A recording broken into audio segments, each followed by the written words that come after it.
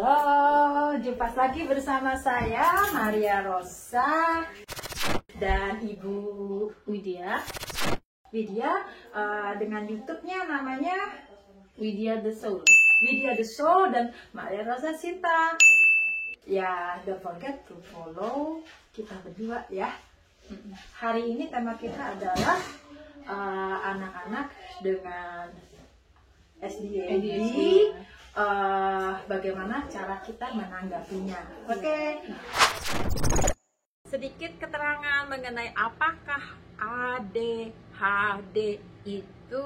ADHD atau Attention Deficit Hyperactive Disorder adalah Attention Deficit Hyperactive Disorder adalah gangguan mental pada seorang anak di mana dia menjadi sangat hiperaktif. Bisa jadi merupakan bawaan dari dia lahir, kemudian orang tua tidak pernah menyadari. Mereka berpikir anak yang aktif itu adalah anak yang sehat, tetapi tidak disadari, tanpa disadari bahwa anak yang aktif yang berlebihan sebetulnya itu mengalami ADHD yang harus kita awasi.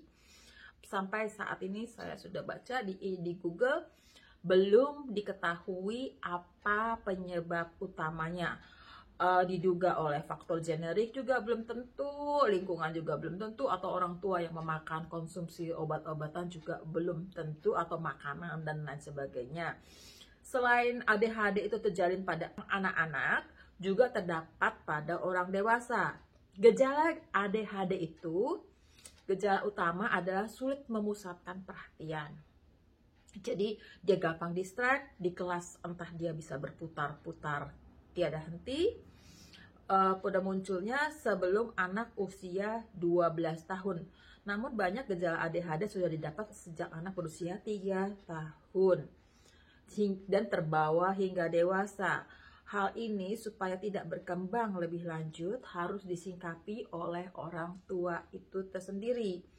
Penyebab dan faktor resiko ADHD. Penyebab ADHD belum diketahui secara pasti, namun jumlah penelitian menunjukkan bahwa beberapa faktor yang bisa meningkatkan resiko anak terkena ADHD adalah faktor generik, lingkungan, dan juga dengan kaitan gangguan pikir, mola listrik pada otak, ya, otak kiri dan otak kanan yang tidak seimbang.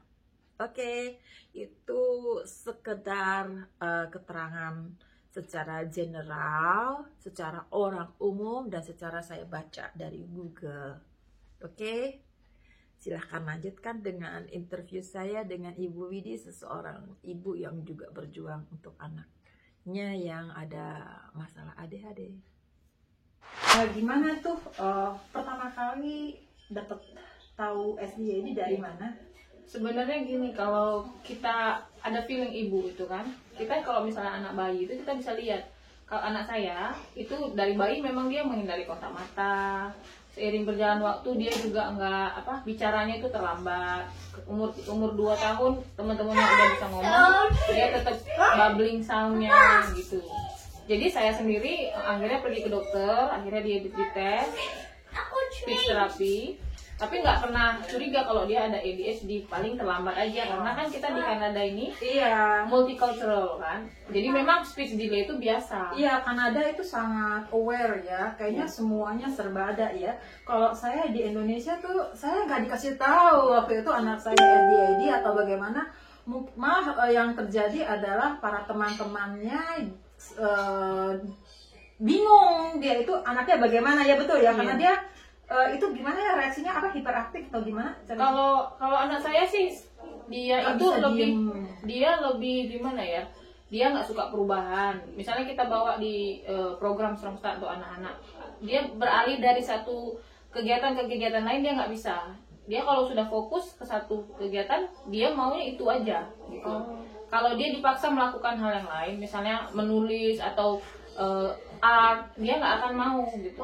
Dan betul-betul menolak sama sekali. Iya sih, sama juga ya, anak saya juga kayak begitu ya. Nah, kalau udah kayak begini bagaimana kita menyikapinya sebagai orang tua ya? Iya, kebetulan saya ketahuan pertama kali dia ada masalah itu ya ketika dia udah mulai di sekolah. Karena dia umur 5 tahun, 6 tahun. Oh iya. Karena dia harus follow instruction di sekolah. Dia memang dia tuh sukanya membaca. Kalau dia nggak dituruti kemauannya membaca itu, dia tantrum, marah gitu. Ketika dia baca buku diganggu, dia bakal violence, melukai temennya gitu. Jadi akhirnya sampai saya sering berurusan dengan guru, dengan kepala sekolah. Akhirnya gurunya itu suggest si Alif ini, anak saya yang pertama, itu harus dirujuk ke pediatrik, diakses apa yang terjadi sama dia, kenapa dia seperti ini. Akhirnya saya baru tahu, dianalisa bahwa dia ada ADHD gitu. Kelainan fokus. Selain ADHD, apakah setelah dites kan ya, itu dia dikasih tahu ada apa lagi kah, atau dia murni ADHD? Ya, dia murni ADHD. Tapi dokternya bilang dia harus untuk membuat fokus itu dikasih obat. Tapi saya sendiri sebagai orang tua, karena kan obat itu kan penenang otaknya, biar tenang itu gitu kan. agak gimana ya? Mungkin bagi sebagian orang itu working. Tapi kalau saya nggak berani. Iya, waktu itu saya juga pernah kejadian. Waktu itu saya juga mau nangis ya. Karena waktu itu kejadiannya saya dari Kanada, saya bawa pulang anak saya juga nggak ngerti, dan pengetahuan orang di Indonesia itu sangat minim mengenai ADHD. Yang terjadi adalah mereka memberikan vitamin atau bukan vitamin, obat yang membuat dia kayak jadi lelah, karena anak saya waktu itu kan muter terus di kelas. Ya, jadi ada dua memang dia. Dia muter di kelas, dan supaya itu dia akhirnya tertidur di kelas, dan saya ngerasa sebagai tahu sendiri naluri ibu ya, rasanya kayak gimana, sedih banget. Akhirnya saya memutuskan waktu itu baru 1-2 kali ya, kemudian saya cabut untuk tidak mau pakai lagi. Betul sih. Sekarang ya, gimana? Sekarang sih dia SDAD-nya sih sudah enggak ada, tetapi dia kan memang ada SDAD dan ada diseleksia. Diseleksianya sih sepertinya sih sudah agak sedikit menghilang, tapi dia tetap kayaknya dia keep fight untuk be a normal. Dia waktu SD dulu juga dia mengalami banyak bullying ya, termasuk waktu itu kan dikeroyok sama, itu yang bikin hati saya, hati orang tua saya memang dia untuk sosial memang dia struggling. Nah itu anak juga sama seperti itu ya. Struggling. Tapi gini, Kak, saya memahamkan sama anak saya, cara bekerja otak dia berbeda dengan anak lain. Nah, ini orang tua yang memahami ini yang kita perlukan ini ya. Sebenarnya saya juga bukan expert, saya juga masih belajar terus. Betul. Saya juga orang awam kan. Ini harus bagaimana, kita harus bagaimana menyikapinya. Saling tukar informasi kan, gitu. Terus kalau udah kayak begini, jadi bagaimana ini kita? Kalau gini, kayak saya dulu itu sama anak saya memaksa, dan itu nggak working. Iya sih. Betul. Jadi gini, sebenarnya kan anak kita tuh ada di kita itu kan ada alasan. Iya, gitu. saya juga waktu itu kepengen banget, kenapa sih kamu begini? Akhirnya kita yang spanning gitu, marah-marah ya. Itu not working sama sekali ya. Not working kita karena dia tuh otaknya, kita nggak bisa ngatur apa yang ada di dalam otaknya, dan dia juga tidak tahu apa yang ada di dalam. Dia spanning banget. Saya akhirnya kerja saya marah-marah, saya sangat stres karena saya nggak ngerti. Iya. Betul ya. Yang penting gini, cinta kita sebagai ibu itulah harus unconditional. Betul. Dia harus kita berusaha yang terbaik menyalurkan apa yang dia mau. Kita nggak boleh memaksa. Kita arahkan aja. Itu tugas kita sebagai ibu, sebagai orang tua. Iya. Paling besar dan paling terpenting dan kunci dari segala adalah cinta seorang ibu. Iya. Waduh. Ya aku sampai merinding loh, aduh ya ampun, kepengen nangis rasanya ya. Masih belajar sama. Aku kayaknya, ingat apa sih namanya dulu perjuangan kita, kayaknya mau nangis banget gitu. Salah satu alasan kenapa saya pindah ke Vancouver waktu kelas 6 SD, bukan kelas 6 SD, dia kelas 2 SD.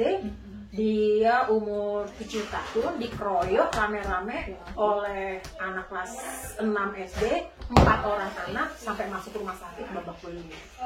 Kenapa? Kok bisa dia waktu itu kan nggak bisa diem.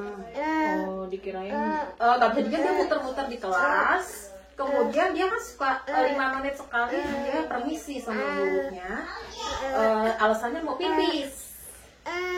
Ternyata dia bukan pipis, tapi dia muter keliling lapangan bola. Lapangan bola, keliling ke rumah teman-temannya. Terus abis gitu keliling lapangan temennya, terus akhirnya dia abis gitu temennya itu mungkin buat temennya ya, anak senior yang kelas 6 SD itu merasa waduh ini anak kayak so annoying.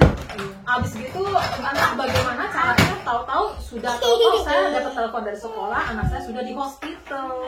Dari itu kan kelasnya kan ada 40 anak, dan itu mungkin ada public sekolah, boleh dibilang kayak sekolah Kristen ya. Dari situ saya memutuskan untuk I can to accept this treatment, dan dari itu saya kembali ke Kanada. Kalau Kanada sendiri ini treatmentnya itu semua apakah di di sini kan apa ya, bullying ini sangat mereka tuh misalnya di sini ada anak autism kayak ADHD itu diletakkan di sekolah umum, betul. Jadi di setiap kelas tuh kayak saya sekarang nih anaknya udah nggak ada guru bantu, tapi begitu diketahui dikasih ada surat dokter, dikasih guru bantu, di apa ya, dikasih guru memang yang sudah bisa nangani ini gitu, yang udah biasa, dan kita berkomunikasi sama gurunya juga gimana. Ya saya juga setahu anak saya begini kan dia sosial kurang, jadi saya sering juga buat playdate ya biar ada teman tumbuh berkembangnya gitu kan. Jadi dia lebih walaupun sedikit teman tapi ada sosial daripada nggak sama sekali. Iya. Intinya kita harus memanjangkan memanjangkan rasa sabar kita ya.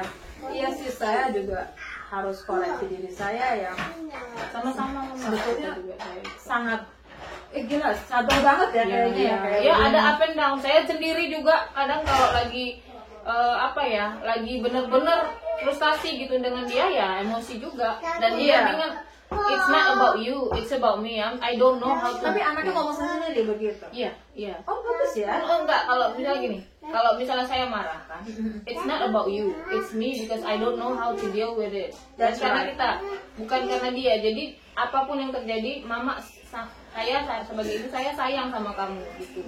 Tapi kadang saya nggak mengerti what's going on gitu kan. Nah, bagaimana dengan kita sekarang kan banyak pemisah ya, banyak yang membaca ya. Apa saran-saran kita kepada orang-orang supaya mau mengerti kita tuh anaknya itu mengalami kayak SDAD kayak begini, dan kita harus bagaimana? Kalau saya pribadi ya, saya nggak bisa, kita nggak bisa memberitahukan orang anak saya begini.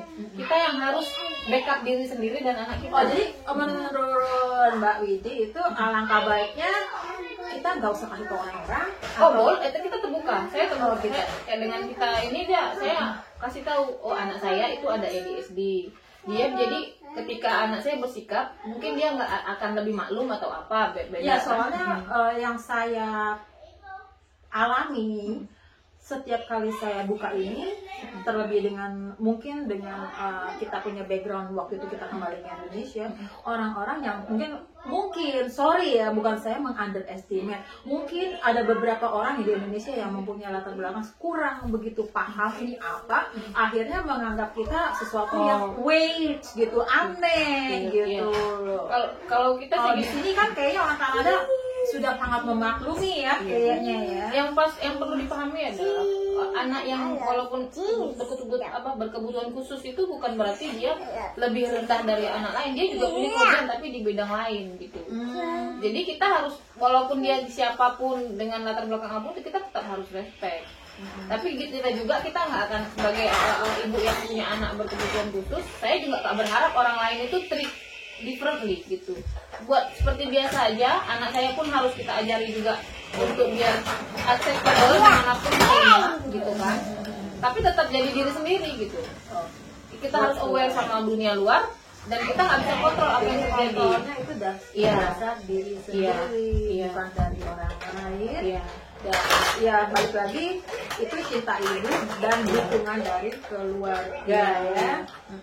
Oke, kayaknya kita bincang-bincangnya jadi sangat serius banget, panjang banget.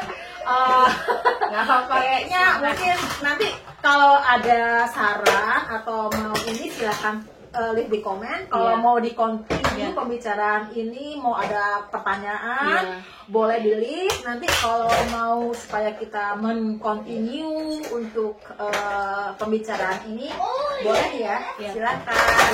Makasih banyak atas Sama-sama Mbak, waktunya. saya juga terima kasih. Oke, sampai jumpa.